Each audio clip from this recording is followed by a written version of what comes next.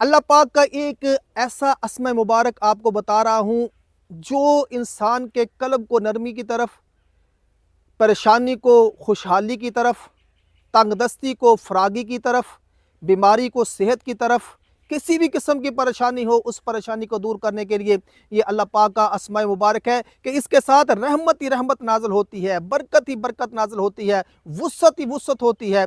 ये कौन सा इसमें मुबारक है, जानने से पहले वीडियो को लाइक करें, चैनल को सब्सक्राइब करें। अल्लाह पाक का इसमें मुबारक या रहमान, अल्लाहु अकबर, या रहमान या रहमान या रहमान 313 मरतबा रूटीन के साथ पढ़ना शुरू कर दें। इंशाअल्लाह ताला बीमार को पिलाना शुरू कर देंगे, शिफा याब हो जाएगा।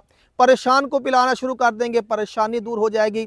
जो कहता है मुझे टेंशन रहती है, वो पढ़ना शुरू कर दे, अल्लाह के फजल करम से टेंशन दूर हो जाएगी। ये ऐसा इसमें मुबारक है कि इस इसमें मुबारक से पढ़ने से आपके घर में रोज़ी में बरकत होगी, घर में रहमत होगी, फजल होगा, करम होगा, लेकिन पढ़े रूटीन के साथ। इंशाअल्लाह ताला जिस मैदान में भी, जिस काम के लिए भी इसमें मुबारक को पढ़ेंगे, नियत रख के अल्लाह पाक से दुआ करेंगे तो इंशाअल्लाह ताला अल्लाह पाक आपकी दुआओं को भी कबूल फरमाएगा। किसी को सीने में दर्द है, दिल का आर्जा है, कोई ऐसी बीमारी है समझ नहीं आ रही, या रहमान 313 मरतबा पढ़ के पानी पे दम करके उसको पिलाना शुरू कर दें। अल्लाह के फजल करम से उसकी बीमारी शिफा याब हो जाएगा, बीमारी ख़त्म हो जाएगी।